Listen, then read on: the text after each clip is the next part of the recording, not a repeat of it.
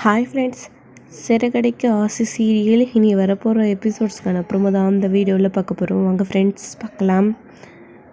பேசி சமாதானப்படுத்தலாம் அப்படின்னு முத்து செல்வத்தை கூப்பிட்டுன்னு அருணை பார்க்க போனாங்க. ஆனால் போன வேலை ஆகவே இல்லை. ஏன் அப்படின்னா பயங்கரமான பெரிய சண்டையாக வந்துடுது. அருண் பேசி சமாதானப்படுத்தலாம் அப்படின்னு பார்த்தா ரொம்ப ஓவராக பேச ஆரம்பிச்சிடுறாரு. இதனால் பிரச்சனை இன்னும் பெருசாக தான் போகுது. அருண் தேவையில்லாமல் பேசுறதுனால முத்துக்கு கோவம் வந்து அடிக்க ஆரம்பிச்சிடுறாரு. அப்போ மீனா இருந்துக்கிட்டு, என்ன அருண் வாய் இருக்கிறதுனால என்ன வேணாலும் பேசலாம்னு நினச்சிட்டிங்களா? உங்கள் இஷ்டத்துக்கு என்னென்னமோ பேசிகிட்டு இருக்கீங்க, கொஞ்சம் பார்த்து பேசுங்க அப்படின்னு மீனா சொல்லிட்டுருக்காங்க. அருண் என்ன இதெல்லாம் தேவையில்லாமல் எதுக்கு பேசுகிறீங்க அப்படின்னு லாயர் ஒரு பக்கம் கேட்குறாங்க. பின் என்ன மேடம் அப்படின்னு சொல்லிட்டுருக்காங்க. அவங்க தான் பேசி முடிவு பண்ணி பணம் கொடுக்குறேன்னு சொல்கிறாங்களே, அது பத்தலைன்னா அது பத்தாது, இல்லை வேறு ஏதாச்சும் நீங்கள் ஏதாச்சும் சொல்லுங்கள். அதை விட்டுட்டு எதுக்கு தேவையில்லாமல் அவங்களுடைய அப்பாவெல்லாம் நீங்கள் இழுக்கணும்?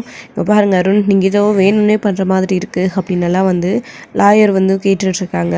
இருந்தாலும் அவர் கொஞ்சம் கூட அடக்காமல் அருண் அவர் பாட்டுக்கு தேவையில்லாத விஷயங்களை பேசிக்கிட்டே இருக்காரு. முத்துக்கும் கோவம் வந்துக்கிட்டே தான் இருக்குது. அவங்களோட லாயர் சரி பண்ணுறாங்க. அது மட்டும் இல்லாமல் சீதா, மீனா இவங்க 2 பேரும் கூட பொறுமையாக இருக்க சொல்கிறாங்க.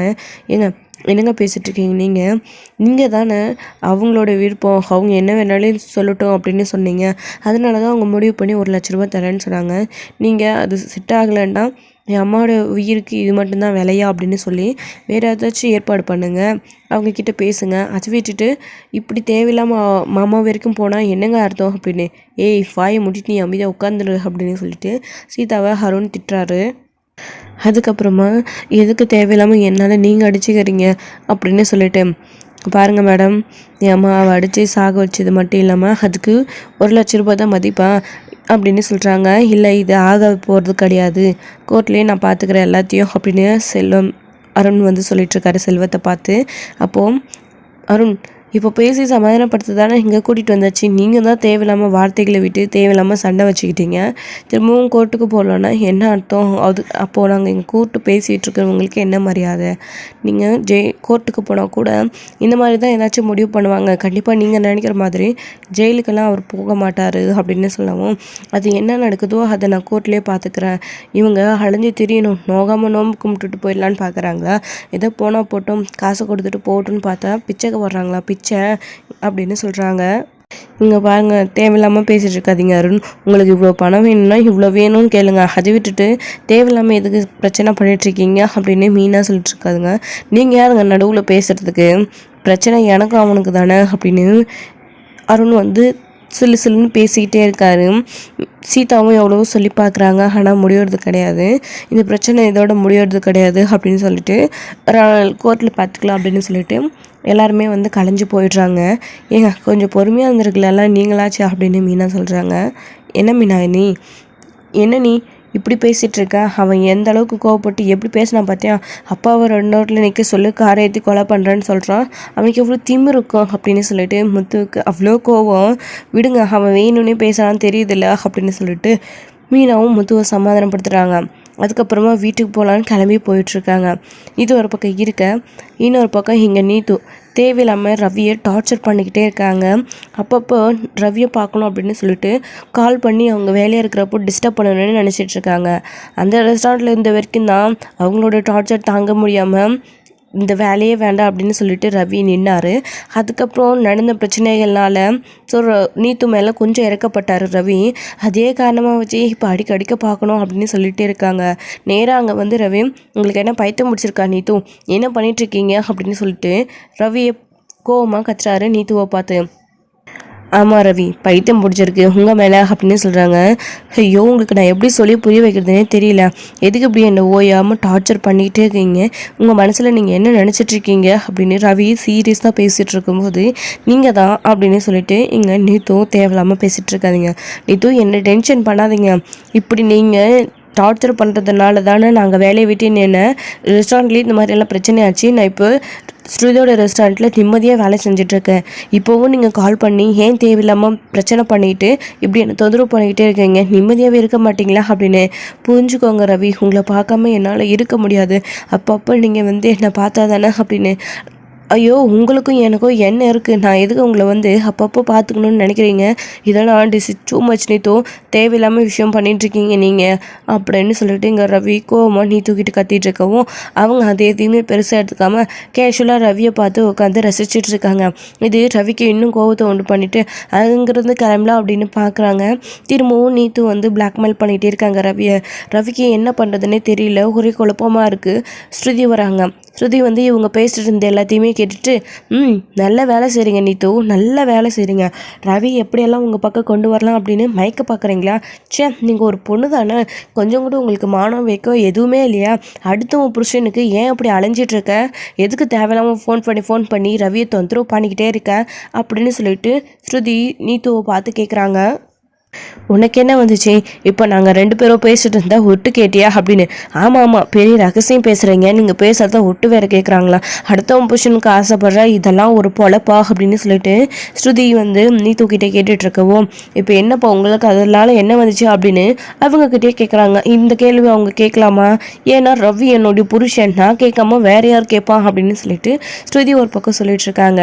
அப்போது இங்கே பார், நீ சாவு என்ன வேணாலும் பண்ணு, அதுக்கு ஏன் புருஷனை வந்து துணைக்கு இழுத்துட்டு போகிறேன், பார் நீ என்ன வேணாலும் பண்ணிக்கோ, ரவி அவள் அப்படியெல்லாம் பிளாக்மெயில் பண்ணால் நீ உடனே கிளம்பி வந்துடுவியா, அவன் உன்னை வர வைக்கணுன்றதுக்காக தான் இந்த மாதிரிலாம் பிளான் போட்டு பண்ணிகிட்ருக்கா, நீயும் அவள் பேச்சை கேட்டுக்கிட்டு நம்பி இங்கே வந்திருக்கியே, வா கிளம்பலாம் அப்படின்னு சொல்கிறாங்க. ஸ்ருதி என்ன பேசிகிட்டு இருக்க நீ, இங்கே பாரு அவ்வளோ மாத்திரை எடுத்து வச்சுக்கிட்டு சாப்பிடுவேன்னு சொல்லி பிளாக்மெயில் பண்ணிகிட்ருக்காங்க, நீ என்னமோ எப்படி பேசிகிட்ருக்க அப்படின்னு. தின்னுட்டு சாப்பிட்டுமே நம்மளாச்சும் நிம்மதியாக இருக்கலாம், அவளே தானே சாப்பிட்றா, இது கொலை ஒன்றும் கிடையாதுல்ல, கொலை முயற்சியும் கிடையாதுல்ல, அவளே தானே தற்கொலை பண்ணிக்கிறா, எங்கேயாச்சும் சாப்பிட்டுமே நம்மளோட லைஃப்லாச்சும் நிம்மதி கிடைக்கட்டும் வா ரவி அப்படின்னு சொல்கிறாங்க. என்ன ஸ்ருதி என்னை பார்த்தா உனக்கு எப்படி தெரியுது, ரவி இல்லைனா செத்துருவான்னு சொல்லிட்டுருக்கேன், நீங்கள் என்னமோ எடுத்துகிட்டு ரவியை கூட்டிகிட்டு போகிறீங்க அப்படின்னு சொல்கிறாங்க. ஏன் புருஷன் இல்லைன்னா நீ ஏன்டி சாகணும், நான் தான் ஃபீல் பண்ணணும், இங்கே பார் நீ என்ன வாட்ச் பண்ணிக்கோ, அதுக்கு ரவி துணைக்கு இழுத்துட்டு இருக்காத, வாங்க அவள் டேப்லெட் சாப்பிட்றேன்னு சொல்லிட்டு உங்களை பிளாக்மெயில் பண்ணிகிட்ருக்கா, இதுக்கு தான் இருக்கிற வேலையை விட்டுட்டு அவளுக்காக அப்படி குடுன்னு ஓடி வந்தீங்களா, உனக்கு நான் பொண்டாட்டியா அவள் பேச்சை கேட்டுக்கிட்டு இப்படி ஓடி வந்துட்டுருக்க, வா அப்படின்னு சொல்லிட்டு ஸ்ருதி வந்து கூப்பிட்டுட்டு போயிட்டுருக்காங்க. நீ இப்படி பண்ணுறதுனால நீத்த ஏதாச்சும் பண்ணிக்க போகிறா அப்படின்னு.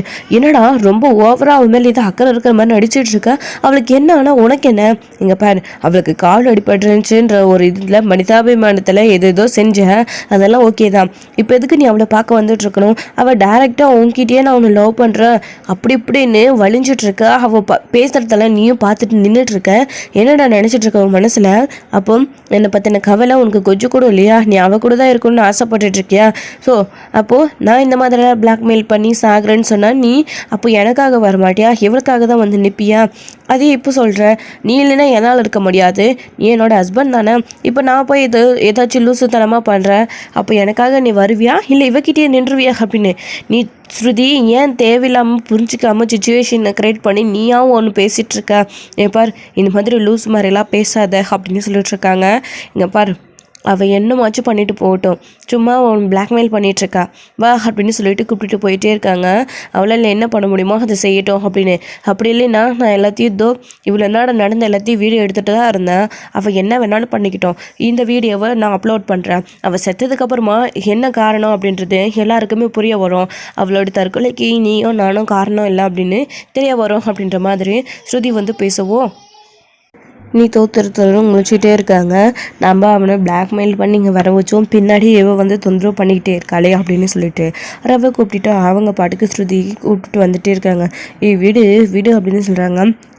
அவனை பிளாக்மெயில் பண்ணுறா, அது உனக்கு புரியுதா இல்லையா, கிளம்பி வா அப்படின்னு சொல்லிட்டு அங்கே பட்டுக்கு கூட்டிகிட்டு போயிடுறாங்க.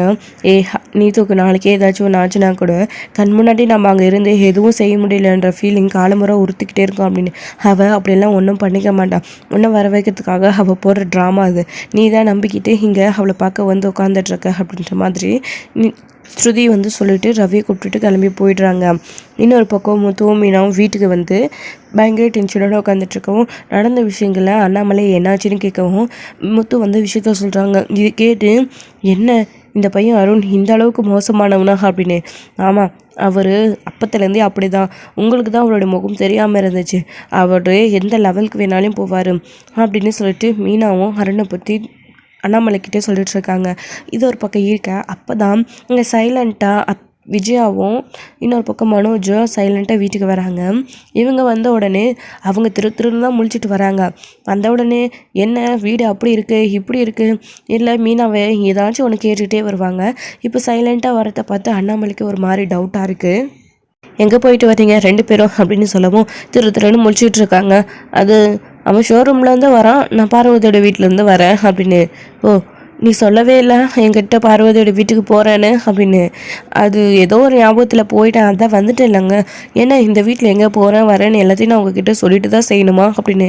ஏன் சொன்னால் என்ன, வீட்டில் நான் பொசிஷனாக எதுக்கு இருக்கேன், வெளியில் போகிறேன், நான் இங்கே உட்காந்துட்ருக்கேன், நீ என்கிட்ட போகிற வரேன்னு சொல்லிட்டு போகணும்ல.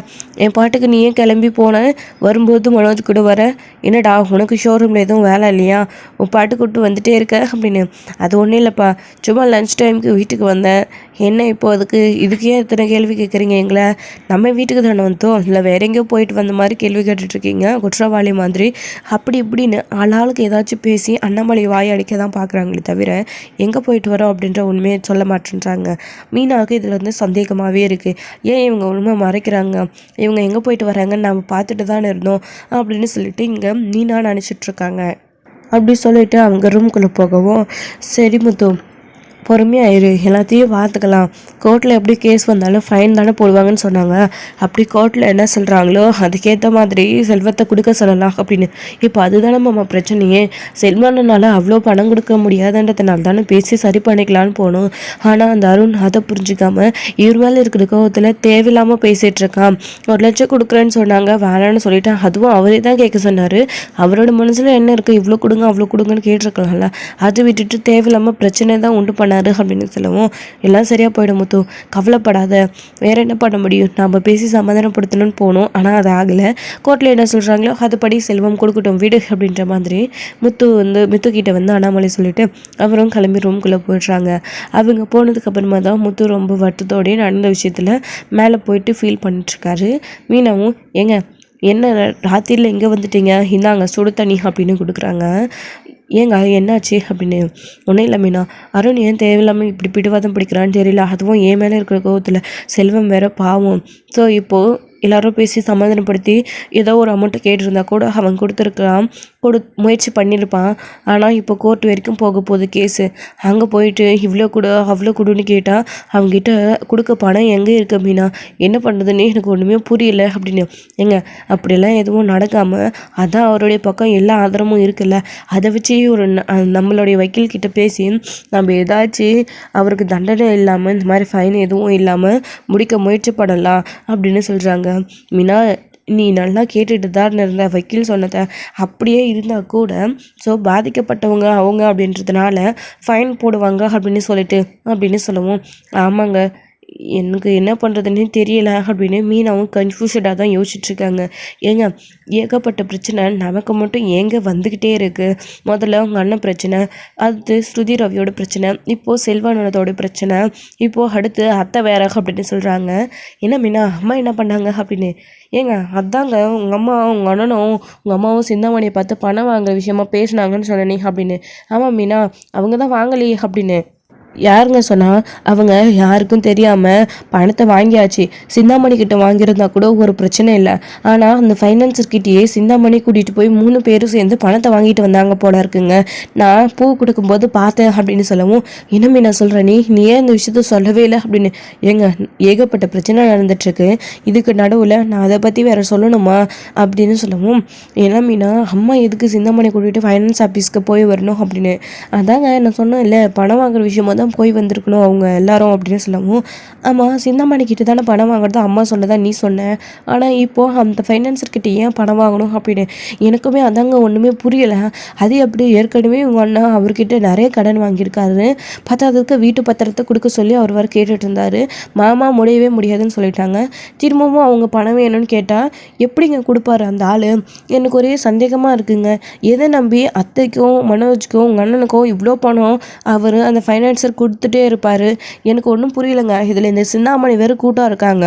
சிந்தாமணி கேட்டால் அந்த ஆள் பணம் தராரு அப்படின்னா இதுக்கு பின்னாடி ஏதோ பிரச்சனை இருக்குங்க அப்படின்னு சொல்லவும், என்ன மீனா இது இப்படி சொல்கிற அப்படின்னு, கண்டிப்பாக ஏதோ பெரிய பிரச்சனை வரப்போகுதுங்க. இதையே நீங்கள் சமாளிக்க முடியாமல் ரொம்ப கஷ்டப்பட்டுட்ருக்கீங்க. இப்போது அடுத்து அத்தையும் உங்கள் அண்ணனும் என்ன பண்ண போகிறீங்கன்னு எனக்குமே ரொம்ப பயமாகவும் இருக்குது, கஷ்டமாகவும் இருக்குங்க. இந்த அத்தை ஏன் இப்படி பண்ணுறாங்க அப்படின்னு. அதுவும் மாமாவுக்கு கூட தெரியாமல் 7 லட்சம் கடன் வாங்கியிருக்காங்க. ஆல்ரெடி அவர் வாங்கின கடமே நிறைய இருக்குது. இதெல்லாம் அண்ணன் அடிப்பாராங்க. எனக்கு ரொம்ப பயமாக இருக்குது.